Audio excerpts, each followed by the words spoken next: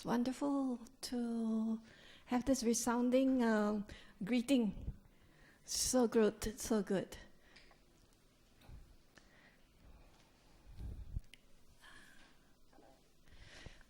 Okay. First and foremost, I must confess. I don't know if, some of you realize, this is actually a change, a reversal of roles today. I've been, for many years, and for many, many years, I've been always on the other part where I put speakers here on this podium. Yeah? Some of them say I arrow them, and I send them to sit on this podium. Because only qualified people get to sit on this podium. Only wise people do. People like Sister Seow Fong, Brother Vera, Brother James, Brother Henry, Brother T. But even Brother Yap on the other side, but he refused to come and sit on this podium. So it's really a change or reversal of role. So I must confess. It's been a long time. Since I sat here. So do forgive me. So please pardon me. And I am really grateful for those who've come all the way to support me. There are many familiar faces in this hall, besides the Buddhist Fellowship members who are here today. It's always very easy to just speak to strangers because, you can just say anything to them.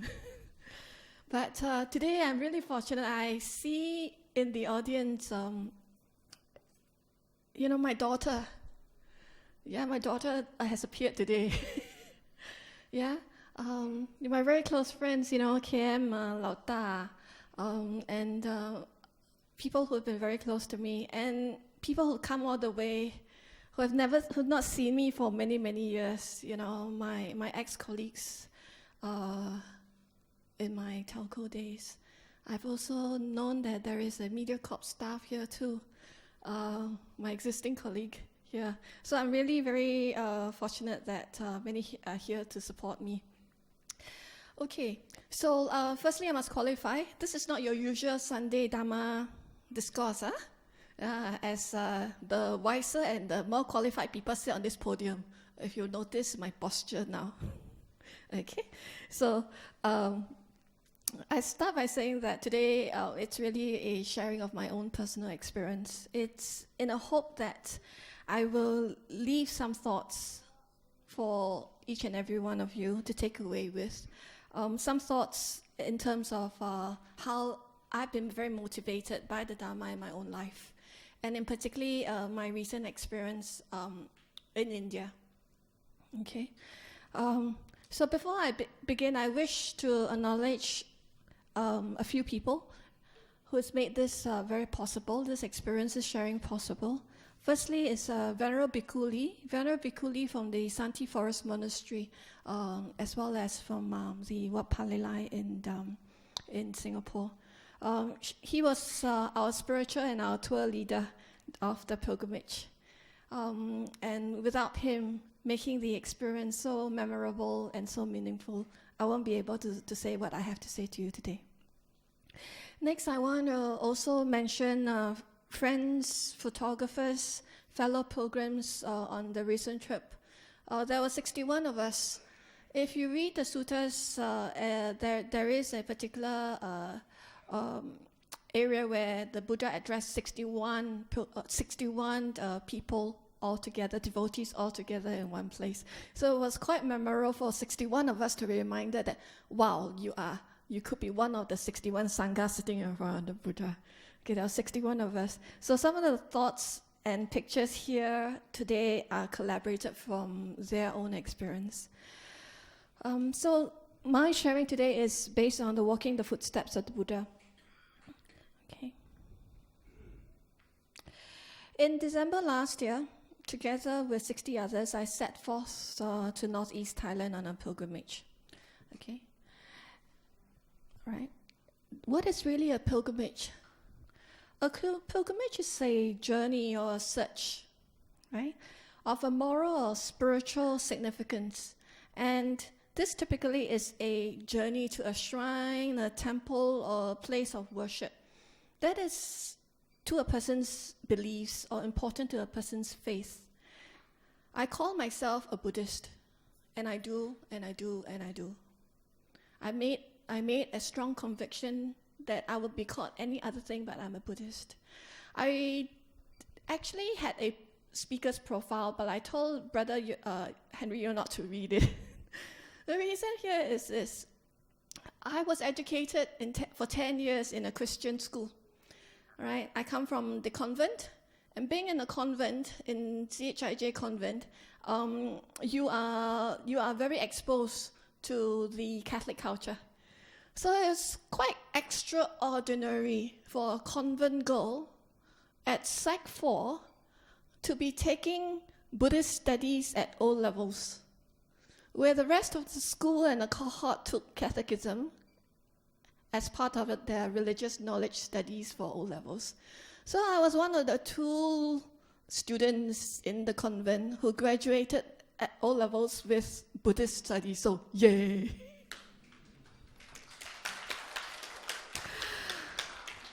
So till today, I hold my head up high amongst my Christian friends, and they know that when they have catechism and Catholic classes, what do?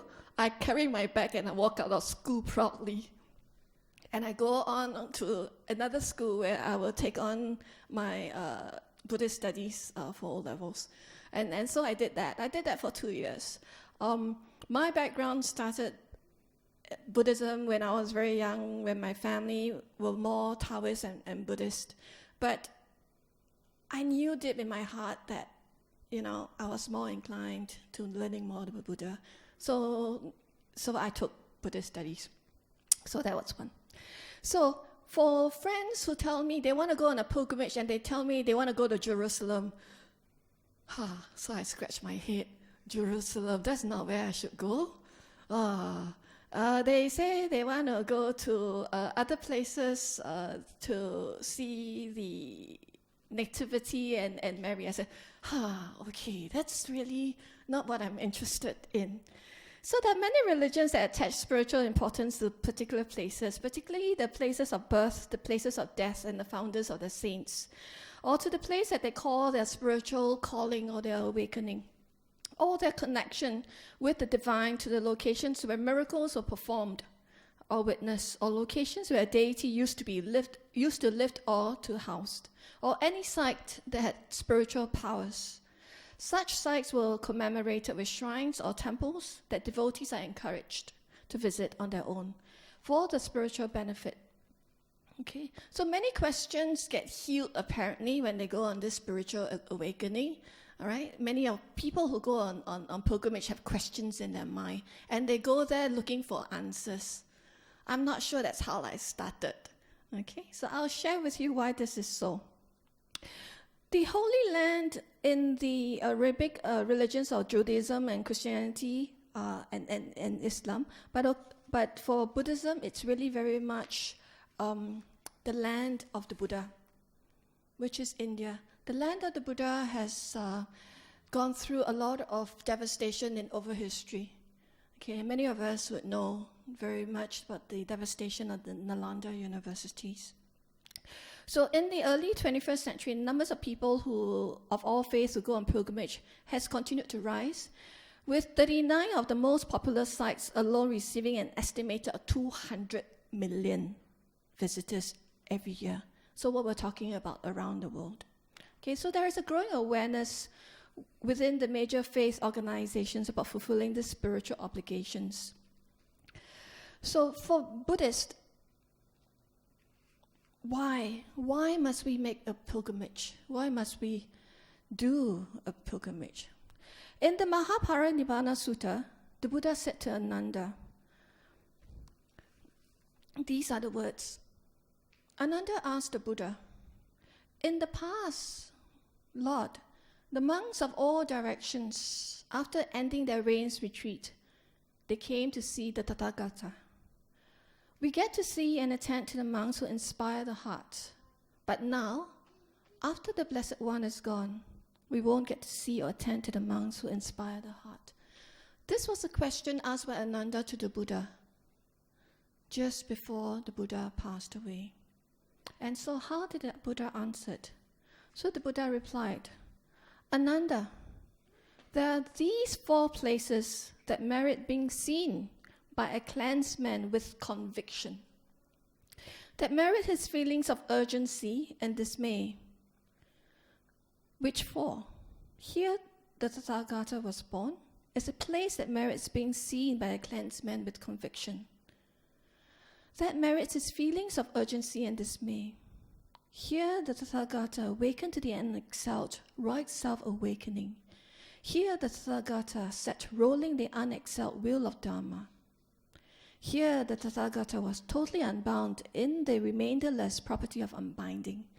It's a place that merits being seen by a clansman with conviction, that merits his feelings of urgency and dismay. These are the 4 places that merit being seen by the clansman with conviction, that merits his feelings of urgency and dismay. This will come out they will come out of conviction, Ananda, monks, nuns, male lay followers, and male and female lay followers, to the spots of these 4 sites. And anyone who dies while making a pilgrimage to these memorials with a bright, confident mind will, on the breakup of the body after death, reappear in a good destination, which is the heavenly world. This is taken directly from the Mahaparinibbana Sutta. The words of the Buddha. The words of the Buddha urges every one of us, if we call ourselves Buddhists, to put some form of urgency into our effort. And what form of urgency is to look at ourselves and our own faith. Look at ourselves, and if we can be convicted, stand up with conviction and say that I'm a Buddhist practitioner. How far can I take my own practice? How far can I feel my practice? And how better can I use my practice to feel others and to inspire others? So why take a pilgrimage? The answer is, why not? How many of us go on holiday once a year? Put out your hand. Cannot be just a few of us, right? We've just taken the 5 precepts. How many of us take a holiday once a year? Put our hands. That should be almost a full room. Okay? Right. How many of us, when planning our holiday, put a decision in our consideration, put to consideration as part of the decision, that we want to visit one of the Buddhist sites? Put our hands. It's wonderful, a few of us. That's good. Okay. Well, why do I ask that? Reason is this. We live in Singapore. We're all highly educated, a highly privileged lot. We all can afford small, medium, big-sized holidays. Short, medium, small duration of holidays. We all can afford small amount of money to spend, or even a large amount of money to spend, whether it is by car, by plane, or even on the Mediterranean cruise. Most of us have got this affordability. We have this affordability when it comes to luxury, when it comes to knowing that we want to take our kids to Disneyland. We want them to have an experience to touch Mickey Mouse, right? I'm a mother, I know, okay? How I thought that taking a photograph with Mickey Mouse and Donald Duck was the happiest thing for my child, okay? Things started to change, okay? Things started to change for me as I walked much deeper into my journey as a Buddhist. I strongly call myself a Buddhist because Buddhism is not a theory. Buddhism is not a blind faith, and it is for self-experience. Walking in the footsteps of the man whose Dharma I truly respect, as well as I venerate and I practice, it is really a homecoming, to be on a pilgrimage. Next, I asked myself, how able is my body? How young am I, or how old am I? Actually, I must wear my glasses, so I show you, actually I'm quite old already. Okay, all right? We all have a very able body. We all can sit here, we all can walk in our own 2 feet. The Buddha's Holy Land has been around for how many years? 2 years, is it? 2 weeks, The history of the Buddha has been around since more than 2,500 years ago. The land of the Buddha has been around since 2,500 years ago. The land of the Buddha has been waiting for us, for our calling, for us to come and set foot on it. But many of us turn our blind eye to it because we want to put our money into Chan Brothers, we want to put our money into SA tours and many of the holidays first before we put our money into the Buddha's land. So I told myself I'm in relatively good health. I have an able body, I can walk, I can climb. Okay? I can make this journey. So therefore, I went. And someone asked me, hey, you could go alone, Why bring along your children and mother? No, very rarely would someone think that you go on a pilgrimage and you would bring along children, because pilgrimage is a very self-experience journey. I brought my teenagers, my 2 teenagers and my mother with me. So India is not entirely a place for holidays, as you can imagine. One of the first things that we'll think of is water, then security, and then dirt, and then food, right? But to tell you the truth, when I made my mind up to take my family on this pilgrimage, it wasn't a holiday. I was very determined and I said, we are going on a pilgrimage. There was no bargain. My children will tell you that I take risks, extreme risks, calculated risks with them, especially in parenting. My 13 and 16-year-old children were part of my motivation to include them as part of my spiritual life. It all started when they were much younger. They were much younger, and as I read more about the suttas, I developed a clearer understanding on what it means to be a parent. When my kids ask me, especially my son, he says, Mom, can I don't go? You know, no Wi-Fi in India, I tell him. Okay? And this is on the 8 precepts. 8 precepts, it means that after 11 o'clock meal, they cannot eat after 12 o'clock. So my daughter said, can I have snacks? I said, no bargain. So my mother also came along and she said to me, can I don't do this, some of the things that you do? I said, cannot, you just come. So I often tease them that they don't have a choice, because to my children, it is just me and me as one parent. So they will inherit whatever I have, right? Whether it is my health or my wealth, like it or not, they have no choice. Okay, but they've been brought up fine. Why do I say that? Also, I say these are the 4 sides. I learned this from the Buddha. Okay? On the 7th day after the Buddha's homecoming, Princess Yasodhara, you know who Princess Yasodhara is, right?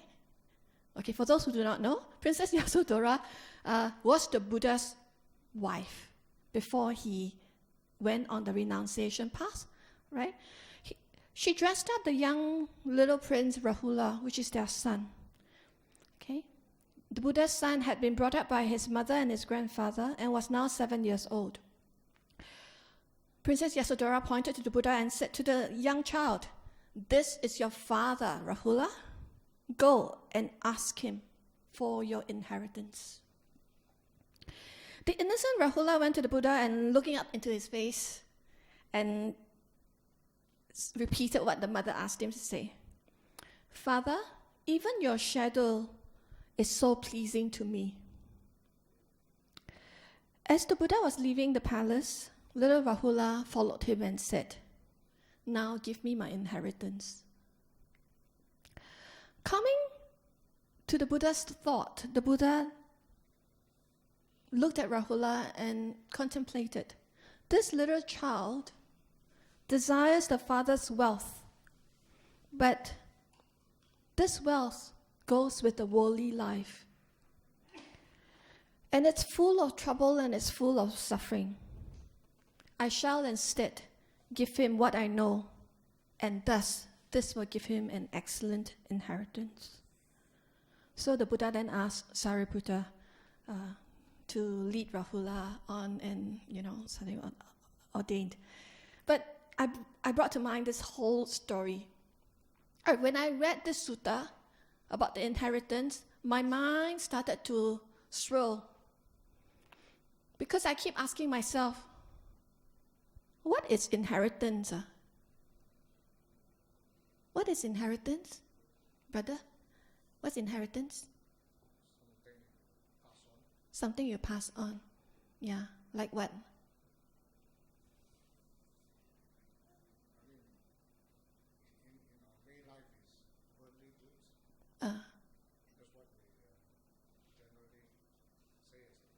I see. Physical things, yeah? Yeah. Physical things that we own, yeah?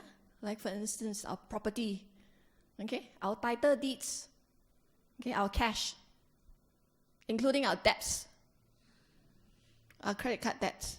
Am I right? True? True, yeah. So these are inheritance, isn't it? This is how our lay worldly mind defined wealth and inheritance. So actually I asked myself this question. As the only parent to my children, what do I leave for them? I don't have material wealth. Oh yeah, they can have this house, and that's it, no? They can have all the debts. Oh no. Okay, they can have all the cash. Oh dear, don't know how much would last them. Right? Is that what is inheritance I can leave my children? It's against immaterial wealth. So I started to ponder about what is really inheritance. Learning from the Buddha,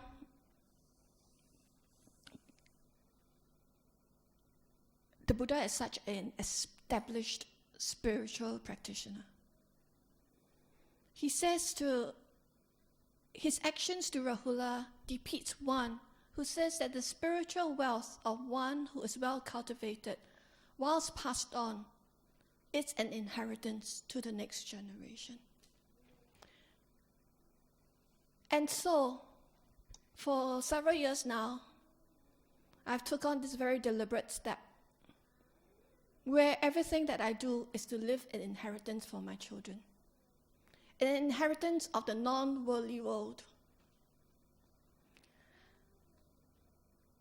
I may be seen as a very impractical and harsh mother, but I tell my children this is all that I have. I'm sorry. I'm sorry. This is all that I have. I can leave you the house, I can leave you the money, but that's not going to be your happiness. So in the same way, I must establish myself. And then the next sutta struck me. The next sutta that I read and I was reminded on this sutta called the Pabata Sutta, which is in Anuga Nikaya 3.48, which describes a mountain.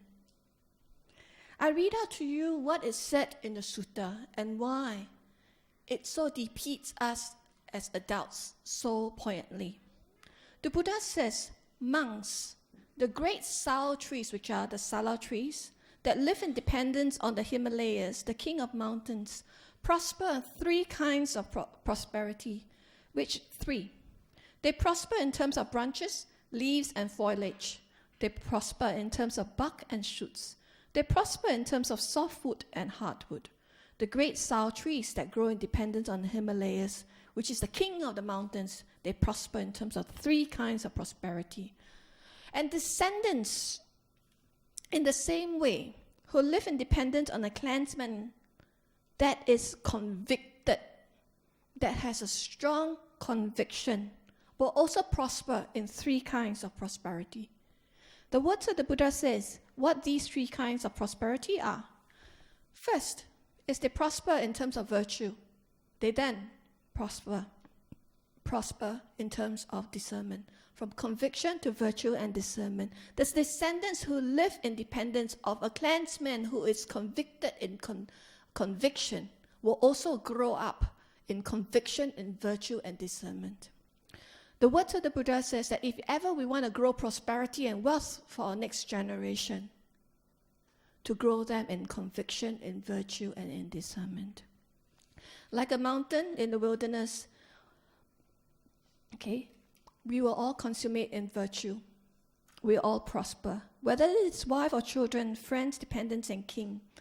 Seeing that the virtue of that virtuous one, his good conduct, his liberality, and those who are perceptive will then follow suit.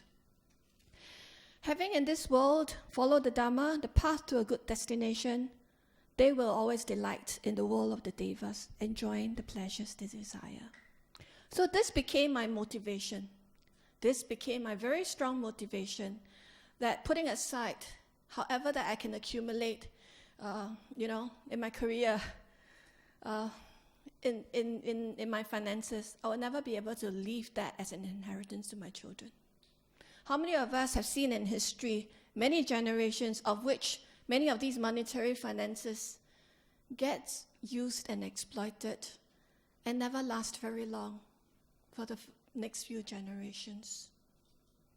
So in order for us to perpetuate this legacy of our own life and our own being, our own sustenance, let's be like the Buddha.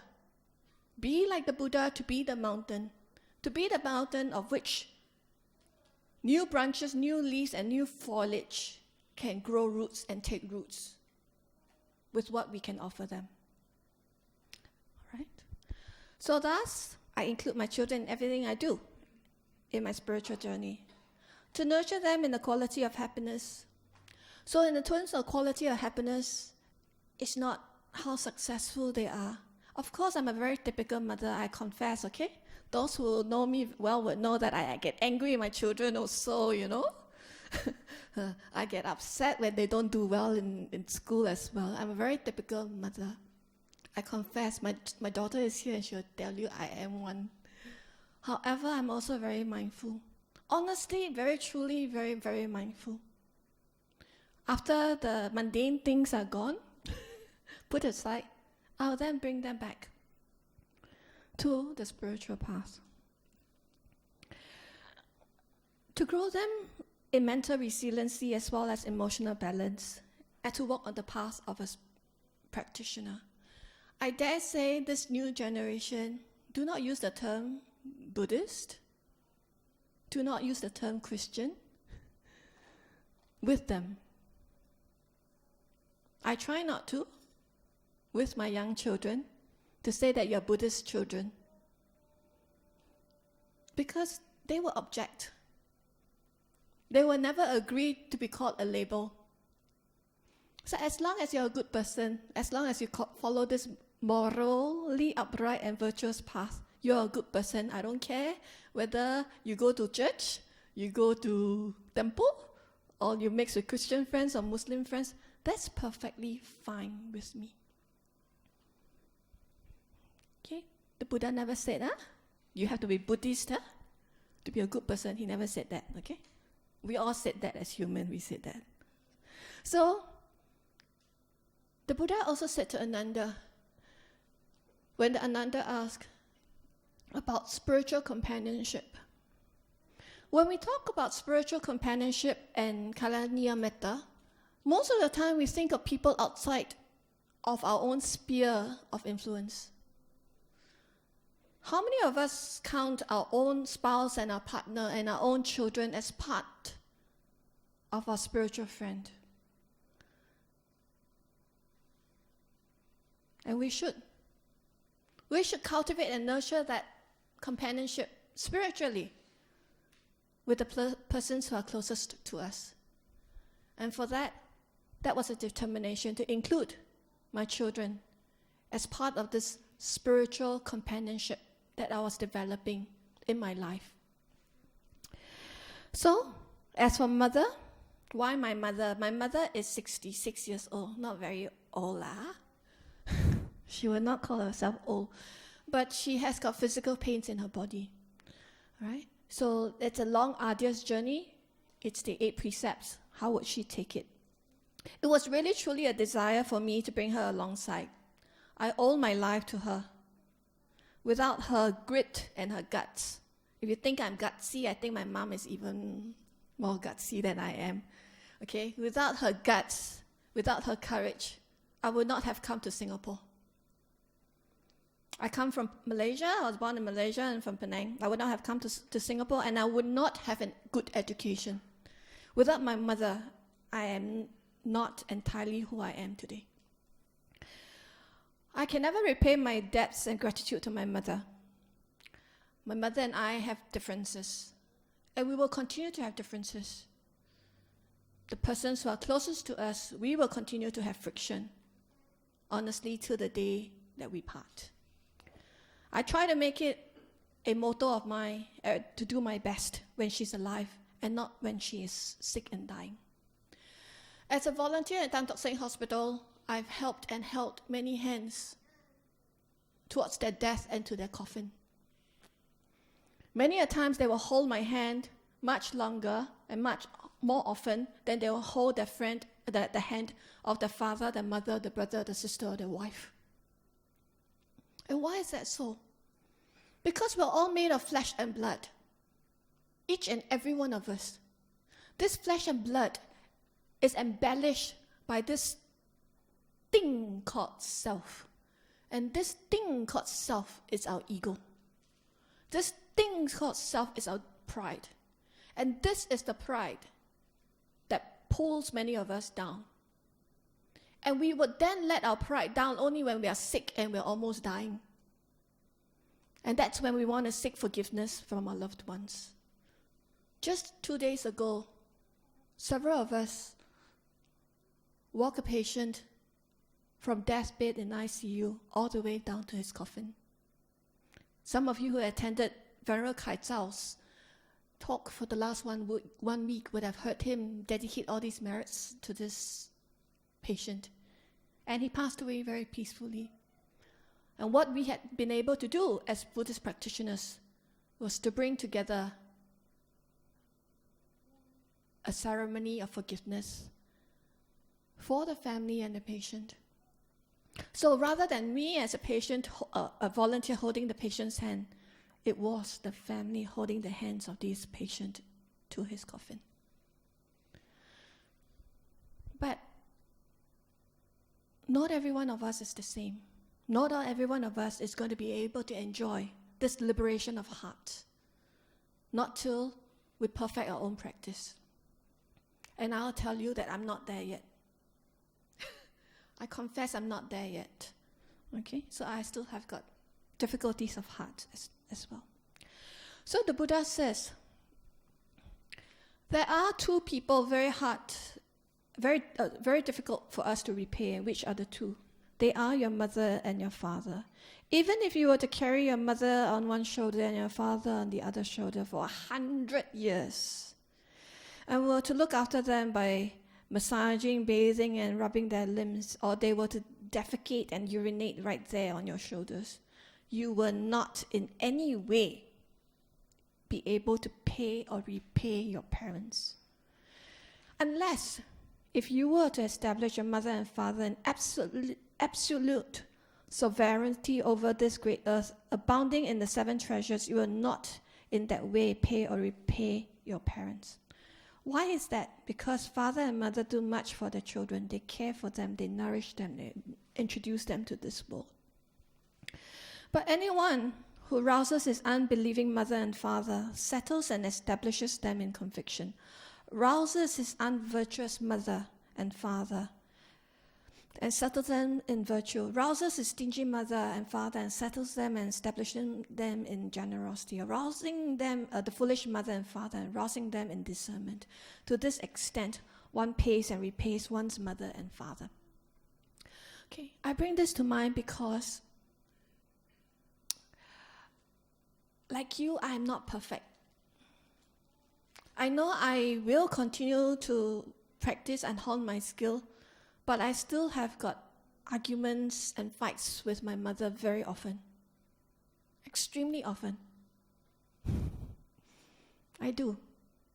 Because I love her so much. Because I don't want her to suffer. And maybe because I have yet to acquire that skill to tell her that I don't want you to suffer so much, mommy, and so don't do this and don't do that because that will hurt you. I end up looking at the things that happen to her and I feel very hurt myself. And so therefore I get angry with her for doing silly things I tell her. Right? So, but then, in saying that, what is the Buddha trying to say?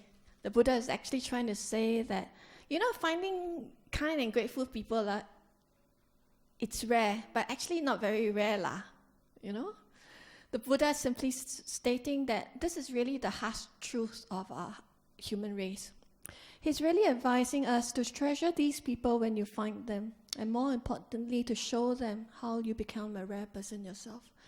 So I feel that the only way for me to repay my mother is to be an example myself. It's to be an example that she can be proud of, because there is no guarantee that one day, that she will die before me. It may end up I may die before her, because this is the law of impermanence. So therefore, I try to bring dana home to my mother. I try to bring spiritual community back to my mother. Instead of bringing her here to BF, which she rarely comes, but to bring it home to her. So bringing her on this journey on the path, walking the footsteps of the Buddha, was my way of expressing my love to her. Not knowing how to say it in words, I took her along.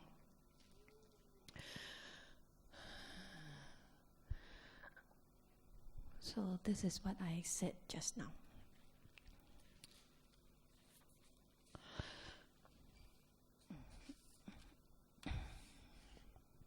Next, I'd like to come and share with you the next part, which is on the experience.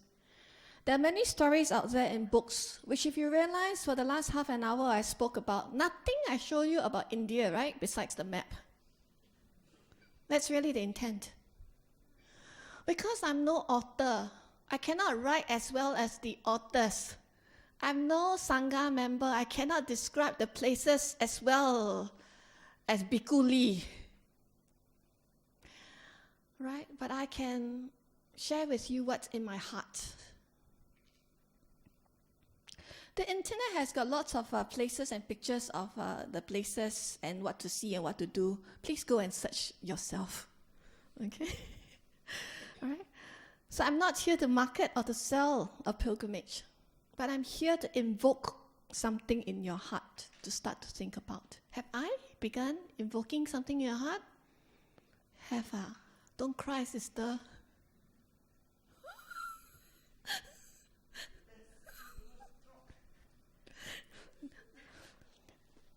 Truly, and I think that Brother Yap at that corner, one of the reasons I rarely sit up here, because I tend to say things that make people cry. It's me. It's very much me. Because I will only know how to speak from my heart. Okay? So therefore, I invoke you to think deeper into making the holy path a way of your life. I want to share with you the key takeaways of this pilgrimage experience for me. Number one is the ability to listen to the power of the suttas coming alive. Let me illustrate now on what I mean about the suttas coming alive. Why is that so? Because when you go to India after 2,500 years, what do you see? You see bricks after bricks, after bricks, after bricks, after bricks. You see building after building after building after building at the ruins, right? But can you imagine how the Buddha has walked that whole journey? You can't. Not through your eyes. Not through your facial eyes. But actually through your mind's eyes, right in your heart. So I'm going to illustrate this whole experience by getting every one of you to be part of it, okay? Okay.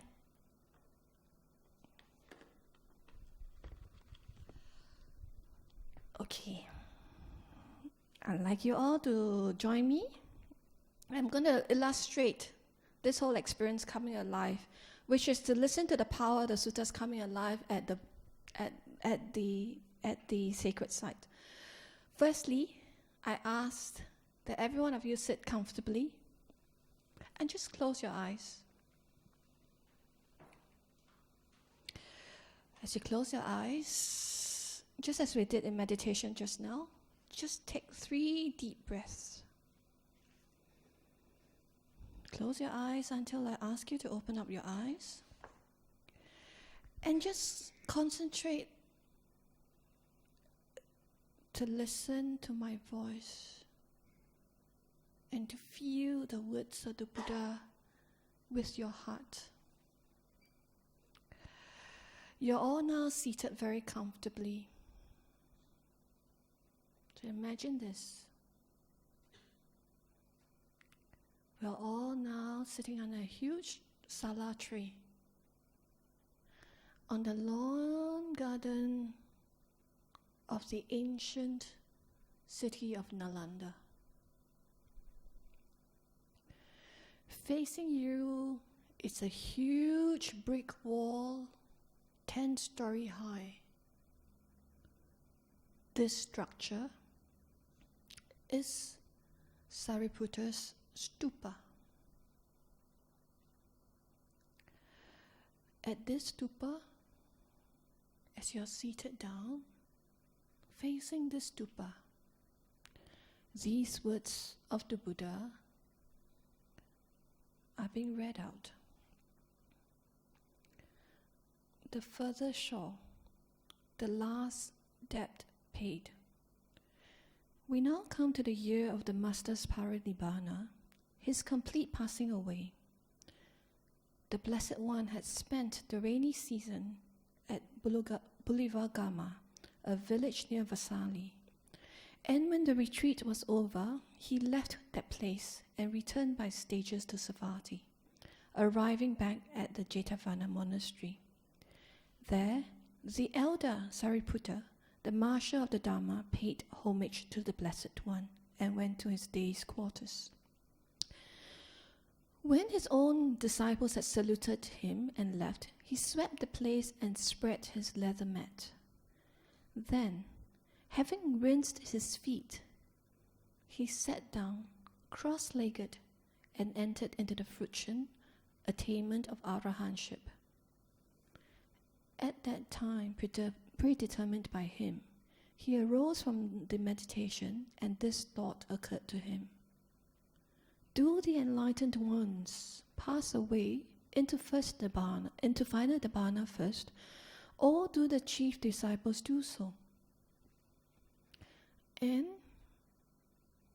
this is Sariputta's thought. He saw that it is the chief disciples who pass away first. Thereupon he considered his own life force and saw that its residue would sustain him for only 1 more week. Sariputta then considered, where shall I attain final Nibbana? And so he thought, Rahula attained final Nibbana amongst the deities of the 33, and the elder Anakundana at Chandatan Lake in the Himalayas. Where then shall I pass away?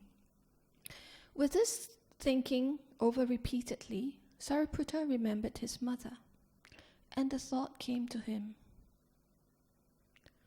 although she is the mother of 7 arahants, she has no faith in the Buddha, the Dhamma, and the Sangha.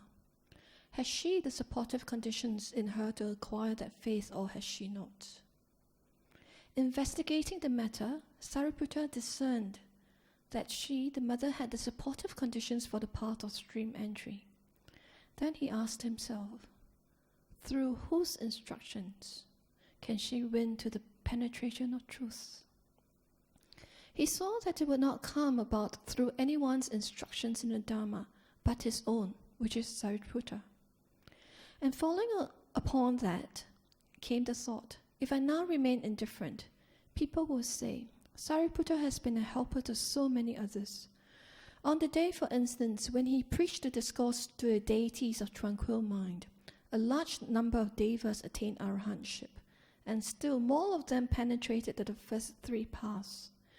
And on other occasions, there were many who attained to stream entry, and there were thousands of families who were reborn in heavenly worlds after the elder had inspired them. Yet, despite this, he cannot remove the wrong views of his own mother. Thus, people may speak of me. Therefore, I shall free my mother from her wrong views and shall attain final nibbana in the very chamber where I was born. Having made that decision, Sariputta thought, this very day I shall ask the master's permission and then leave for Nalaka. And calling for the elder Chunda, who was in attendant, he left for Nalaka. The bhikkhus put their lodgings in order, took their bowls and robes, and presented themselves before the elder Sariputta. He, for his own part, had tidied up his living quarters and swept the place where he used to spend the day. Then, standing at the gate, Sariputta looked back at the place, thinking, this is my last sight of it. There will be no more coming back. Then, together with 500 bhikkhus, he went to the Blessed One, saluted and spoke, O Lord, may the Blessed One permit, may the Exalted One consent. The time has come for me to attain final nibbana. I have relinquished the life force. Now says the text, if the Enlightened One were to have replied, you may attain final nibbana, hostile sectarians would say that he was speaking in praise of death. And if he had replied, do not attain final nibbana, they would say that he extolled the continuation of the round of existence. Therefore, the Blessed One did not speak in either way, but asked, where will you attain final nibbana? Sariputta replied, in Nalaka, in the chamber where I was born. Then the Blessed One said, do, Sariputta, what you think is timely. But now, your younger Sangha will no longer have the chance to see a bhikkhu like you. Give them one last discourse on the Dhamma. So the great Sariputta then gave a discourse on which he displayed his wondrous powers to the younger bhikkhus. So rising to the loftiest heights, to tell the truth, he expounded the Dhamma directly and with similes. And when he had ended his discourse, he paid homage at the feet of the Master. So that I might worship these feet, I have fulfilled the 10 perfections throughout an incalculable period and 100,000 aeons. My heart's wish has found fulfillment. From now on, there will be no more contact or meeting. That intimate connection is now severed. I shall soon enter the city of Nibbana. And so it's said that Sariputta moved on. He sought forgiveness from the Buddha. At the same time, the Buddha forgave him. And he went on to Nalaka. Immediately after the Master had given him permission, Sariputta then rose on his feet and walked on.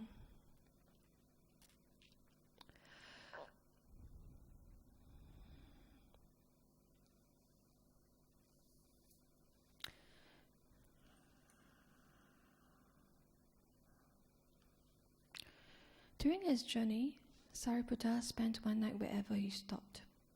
Reaching Nalaka, which is his village, he stopped near a banyan tree. And there he approached his elder, asking, is your grand-aunt at home? That grand-aunt he refers to as his mother. Yes, Venerable Sir. Then go and announce our coming. So he asked the elder to go and announce his coming. The elder went to his grand-aunt and said, "Grand-aunt, my uncle has come." "Where is he now?" she asked. "At the village gate." "Is he alone? Or has someone else come with him?" "He has come with 500 bhikkhus." And when she asked him, "Where has he come?" he gave her the message, and the elder had entrusted him. Then she thought, "Why does he ask me to provide lodgings for so many? After becoming a monk in his youth, does he want to be a layman again in his old age?" But she arranged the birth chamber for the elder and lodgings for the bhikkhus and torched the light, and then sent for the elder. Sariputta, accompanied by the bhikkhus, then went up to the terrace and entered his birth chamber. After sitting down, he asked the bhikkhus to go to their quarters. When one pail was brought in, another was carried out. He started to feel severe pain, where his illness or dysentery started to fall upon him. As the Brahmin woman, which is his mother, saw that the pails was brought in and out, she started to think, "The news of my son is not good," and she stood leaning by the door of her own room. And then it happened. The text tells us, the 4 great divine kings asked themselves, where may he now be dwelling, the marshal of the Dharma?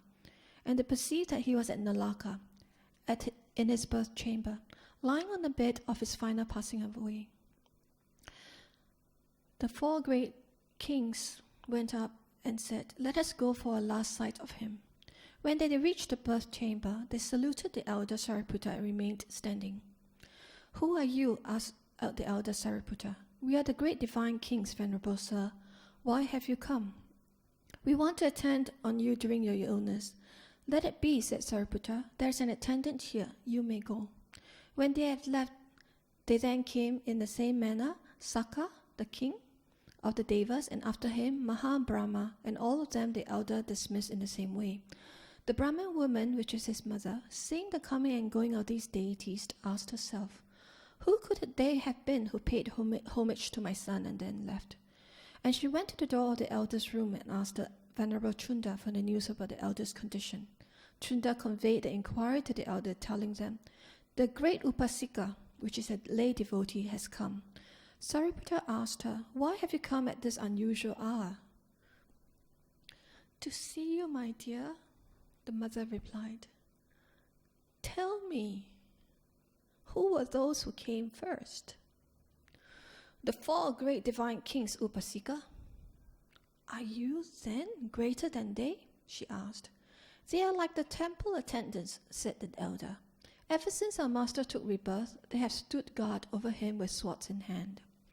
After they had left, "Who was it that came then, my dear?" "It was Sakka, the kings of the Deva." "Are you then greater than the kings of the Devas, my dear?" "He is like a novice who carries a bhikkhu's belongings," answered Sariputta. When our master returned from the heaven of the 33, Sakka took his bowl and robe and descended to earth together with him. And when Sakka was gone, who was it that came after him, filling the room with his radiance? "Upasika. That was your own Lord and Master, Mahabrahma." "Then are you greater, my son, even than my Lord Mahabrahma?" "Yes, Upasika. On the day when our master was born, it is said that the 4 Mahabrahmas received the great being in a golden net." Upon hearing this, the Brahmin woman, which is his mother, thought, "If my son's power is such as this, this must be the majestic power of my son's master and Lord." And while she was thinking this, suddenly rapture and joy arose in her, suffusing her entire body. The elder thought, "Rapture and joy have arisen in my mother. Now is the time to preach the Dhamma to her." And he said, "What was it you were thinking about, Upasika?" "I was thinking," she replied, "if my son had such virtue, what must be the virtue of his master?" So the Sariputta went on and to give a discourse to the mother. And this discourse, he said, "At this moment of my master's birth, at his great renunciation of worldly life, on his attaining enlightenment, and at its first turning of the Dharma wheel, on all these occasions the earth shook, None is there who equals him in virtue, in concentration, in wisdom, in deliverance, and in the knowledge and wisdom of vision of deliverance. As such, indeed, is that blessed one, which is the Itipiso Bhagawa. And thus he gave an exposition of the Dhamma, basing on it on the virtues of the Buddha. When the Dhamma talk given by her beloved son had come to an end, the Brahmin woman was firmly established in the fruit of stream entry. And she said, "Oh, my dear Upatissa," which was his name before, "why did you act like that? Why, during all these years, did you not bestow on me this ambrosial knowledge of the deathless?" The elder Sariputta thought, "Now I have given my mother, the Brahmin woman, Rupasari, the nursing fee for bringing me up. This should suffice." And he dismissed her with the words, "You may go now." And so, as you sit here contemplating on how Sariputta took great pains to share the Dhamma with his mother and to lead her on the stream,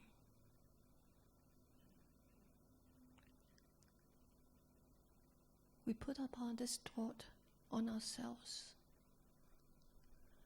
How then can we also lead our own parents or loved ones on the stream?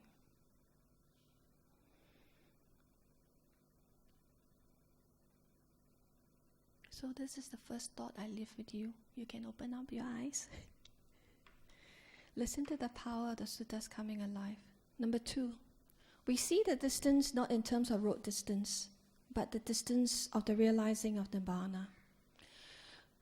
Many of us have been to poorer countries, especially in India, or even in Thailand, not so much in Thailand, or even in Myanmar, or even in Laos, or in other poorer countries. What we see are poor villages and people who suffer on the streets. If we walk into Bulgaria, one of the first sight that hits you, it's the poor children and the poor people along the whole streets of India. That hits you straight in your face, deep in your face. This realization came upon many of us, and this is this thought. These people who live in India, they are so near to the sacred sites, and yet they are so far. We, living here in Singapore, we are so far from the sacred sites, but yet we are so near in our hearts. Remember this, my dear brothers and sisters. We're very fortunate, especially with this place of Buddhist fellowship and many other communities here. We are very close to the Dhamma. The Dhamma is in our hearts. Let your heart speak that language of Dhamma. We are so close, not very far. Thirdly, I leave with you this thought, which is, whatever you see and do when you're on a pilgrimage is to listen. Listen with your mouth closed. Close your mouth, see with your eyes, smell with your nose, listen with your heart. Because this journey on a pilgrimage is one whereby you will need to train your heart to listen, your mind to contemplate, and the wisdom to understand and to realize. Because the rest of the practice will then follow. I say this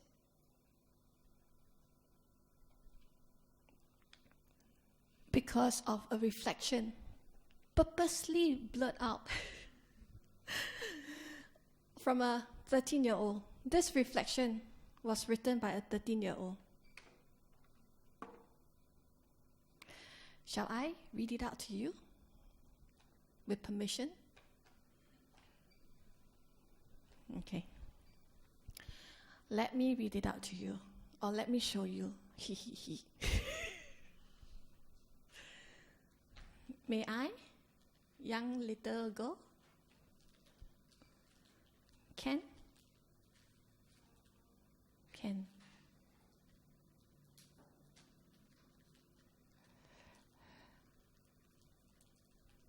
So that everyone can read, okay? I promise you after this, it'll be finished.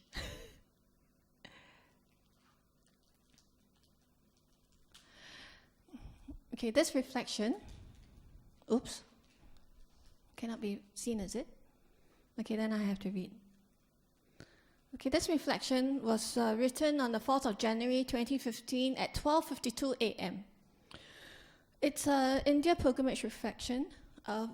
Forgive the grammar and the language, but listen to these words. Coming to India with no knowledge of what was going my way and no expectations, I must say that this has been one of my best trips yet. To be very honest, I did not know what a pilgrimage was.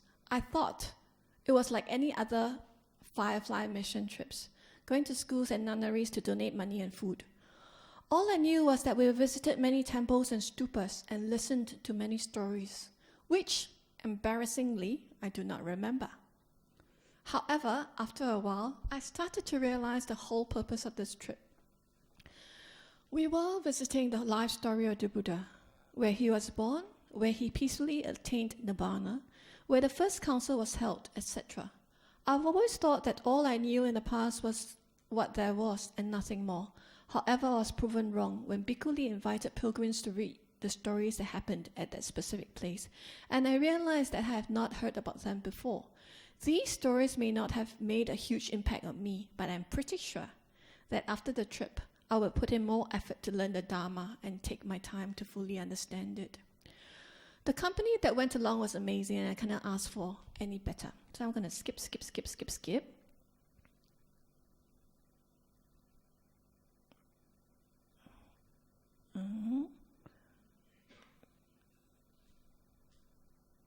How come cannot go down? Okay.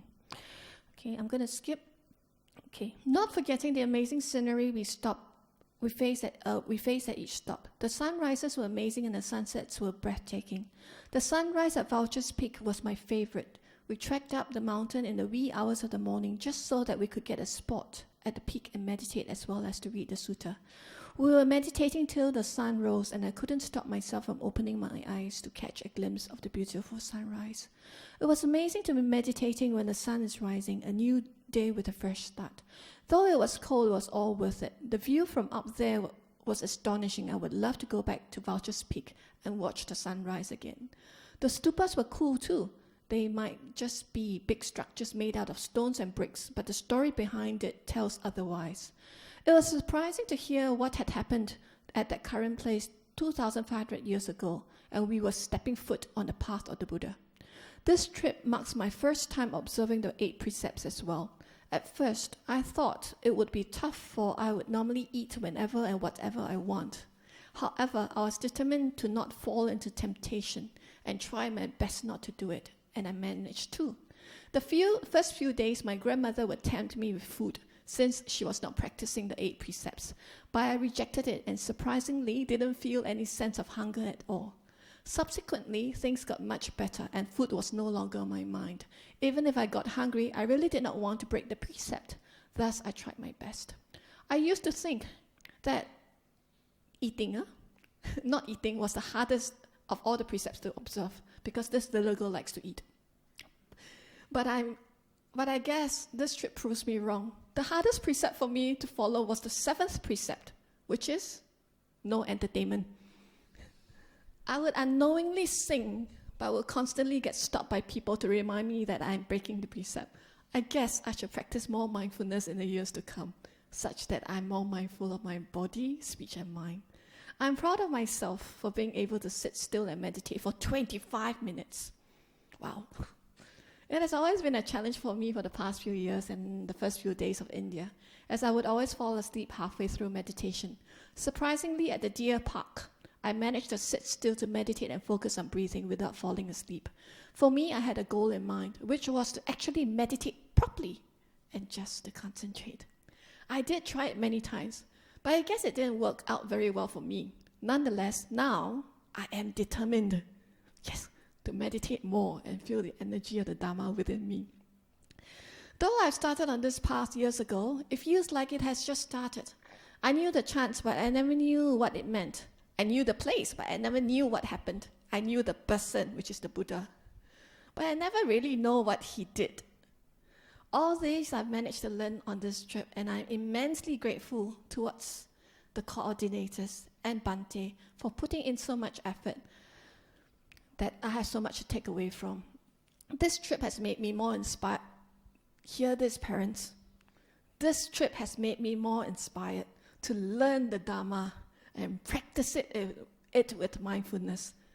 It isn't too late to start. The time is now. Signed off by a 13-year-old girl.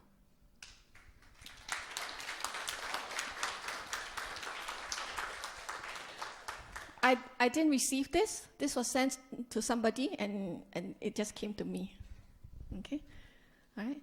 So, closing, I just want to say that besides this 13-year-old girl, the 16-year-old boy's transformation that he's began to start following the mindful circle of the BS youth, which is wonderful. And he's now come back and said that he wants to do more for the BS youth service, which is really a very heartwarming thing for me. Okay? Then I want to just, 怎么办？我怎么出去？ I need to go back to the PowerPoint.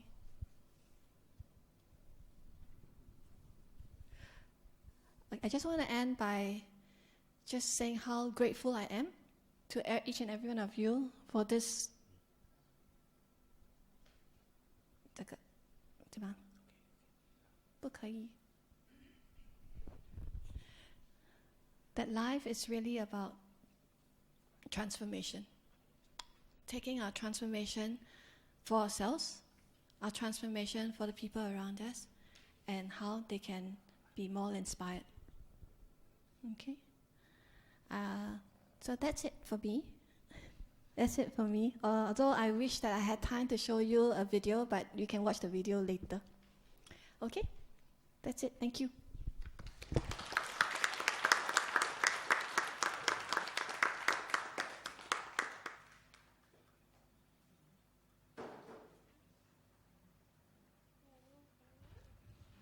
Thank you, Sister Bita.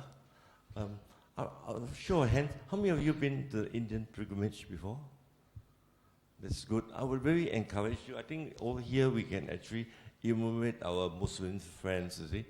Many of my Malay patients, no matter how poor they are, how failed they are, it's their lifelong ambition to go there. And many of them do make it, you know, and not once, many, many times. You see. I went there about 8 years ago with Buddhist fellowship. It's not that tough. In fact, at that trip, my 78-year-old grandmother came along, and actually Vulture Peak is actually easier to climb than even our Mount Faber. It's really a gentle slope, you see. And to me, the greatest thing is that to hear the sutta, you know, because all the Buddhist fellowship trips, and I think Firefly, we have a Bante. Actually, to hear the actual sutta being spoke at it transports you back 2,500 years ago. And for those who have problem in meditation, you actually, the moment you go to various sites, especially Bodh Gaya, you get the most beautiful meditation possible. Any questions? Maybe those who have been, you will want to share some questions? Some of the experiences?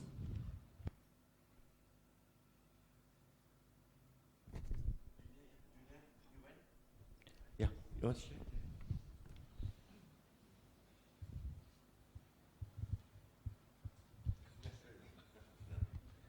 Anybody, any questions or any little sharing? Okay, ask me tough questions. Quick, one question only.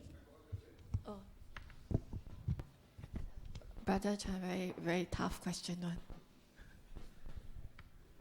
my question is not about a trip, but more on your parenting style. You seems to want your children to follow your religious belief and affiliation. Okay, that's one school of thought. The other school of thought is to allow your children to be exposed to all the various spirituality and faith in this world, and then later on, let them decide which one they want to follow. So that's two very separate school of thought. Even political affiliation, you're not allowed to have any political affiliation until you are 21. No? That means you have to reach 21 before you can vote which party you want. So I want you to comment on, see, which parenting style, the difference between these two parenting styles. Sure. Thank you so much for the question. Very good question. I come from a convent, as you know. My daughter's in a convent. My son is from ACS. So very Catholic and very Christian background.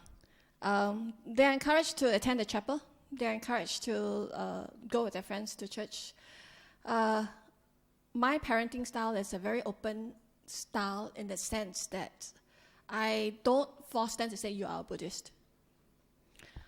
But I do have got a value system in my parenting. And for this, I told my children, regardless of which faith or which religion that you subscribe to, as long as you're a good, virtuous, morally upright person, I don't care what you call yourself. And so that you know, it's very important, and you pointed it out correctly, and as parents, to give them an experience of various faiths, encourage them to do so. Okay? My son, I'm sorry, I'm not here to portray marketing on my parenting style, but I'm just sharing that he comes home 1 year and he said, Mom, because in ACS we have got Muslim classmates in our class, and Muslim classmates fast during the Ramadan period. And he says that I'm also going to join them. And so he did. And I never stopped him. And so he did. Yeah. Any other questions? For those thinking of going, whether it's safe, you know, the hotels that we stayed, the hotels were actually good, the food was good, you see. So besides your vaccination, it's actually a safe place. And the other thing that it brings you, throws you, you actually, seeing India, you actually experience dukkha at first hand. And the other important lesson you learn is the impermanence, you see.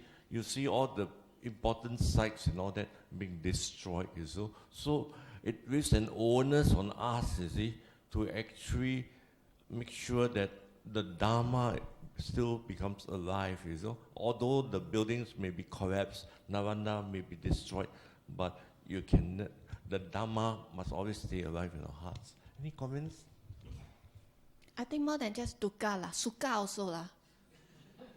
You know, sukha develops in you because you tend to then look at your own self. For initial sight, you start to look at yourself and say, wow, how good my life is in Singapore, before you start to look at people suffering.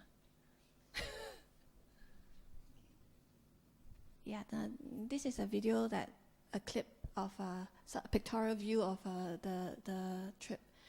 Are there any other questions? I can play this video later, it's okay.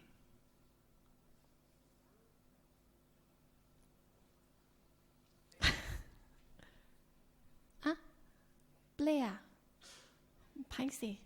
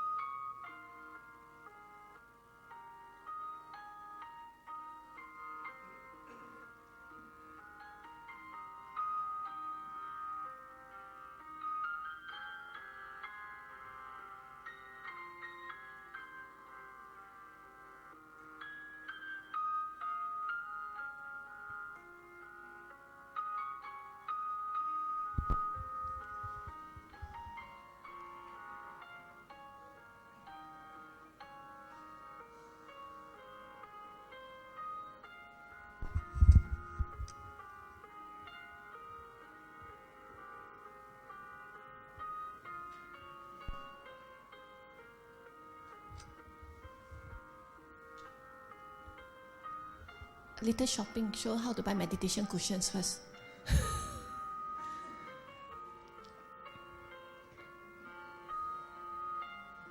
Then no Wi-Fi for children.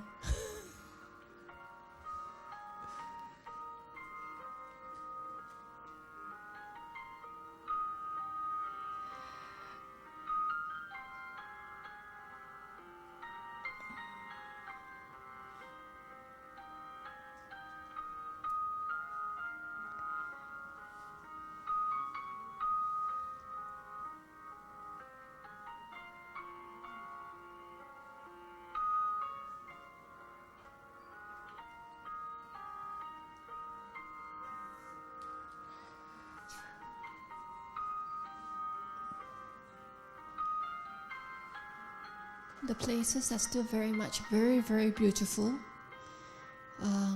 They may be rocks, they may be bricks, but just being in there to allow your heart to feel the energy and the power of our Lord Buddha and the great Arahants and all his teachings will just overwhelm you with tears. Every stop that we went, it's never been a time where we did not cry. We were not overcome by the energy, the spiritual energy that tugs at your heart, of how fortunate each and every one of us is to be called ourselves a Buddhist, and to have this place still in existence 2,500 years ago. If we do not go and feel how difficult the Buddha has walked on this land, on his bare foot, whilst we are all comfortable in coaches traveling from one place to another, we would never be able to experience the hardship and the labor that comes with this faith, this truth, this religion that we have. And if we would call ourselves Buddhist, effort is number one that we need to put in for our practice. It is not to put ourselves through hardship, but it's to experience what the Buddha says, really come and see, come and feel for yourself. And we see how people have to climb up, These have been man-made. Imagine the years when the Buddha was around. They were just rocks and stones and forest. All he did was just walked up on his bare foot, while all these nice paths were made for us. See, you don't see much but just a lot of structures. But being in every place, to be able to recollect the suttas that was read in those instances, to be able to meditate those places, it feels, okay, this picture is a bit of an emo picture. Okay, this is a story whereby my son Brian is a very emotional boy. He was very overcome, he was very overwhelmed by the sight of the young children who were very poor along the streets. We were told we were not allowed to give them any money. We were told we were not allowed to give them anything because they will come running after you. So Brian was so overwhelmed that he cannot do anything for these young children. So all he could do is he went around saying Mingalaba. For those of you who have been to Myanmar would know that the greeting is Mingalaba is a well-wishing greeting. And he went around just saying Mingalaba, Mingalaba, and all he did was with a big, big smile. And at Mangrove Grove, he stopped me and he said, Mom, do you know why I've been saying Mingalaba? And I said, no boy, why? He said, I want so much to be able to do something for them, but I cannot. All I can is to offer them this well-wishing from my heart. And as he said that, I held him, and our dear photographer, all he did was snap, snap, snap, snap, snap.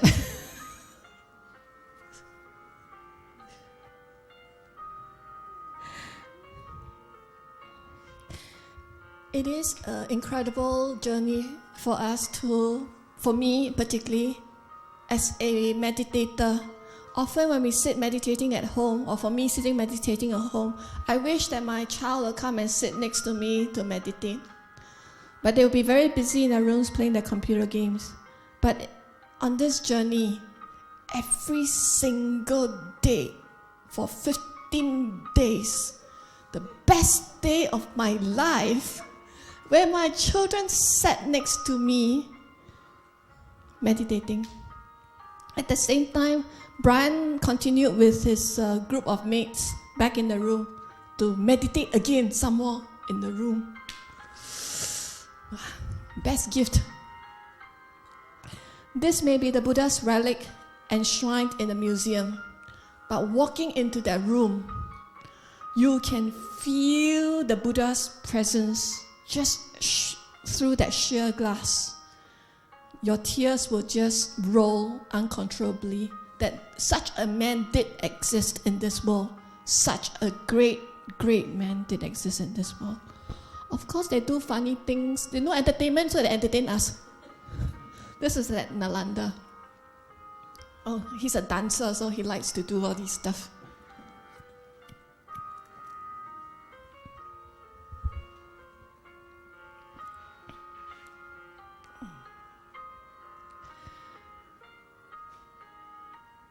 Okay, I mean, this can go on a long, long time, but I think it's time to stop already. 12:50 already, Brother Henry.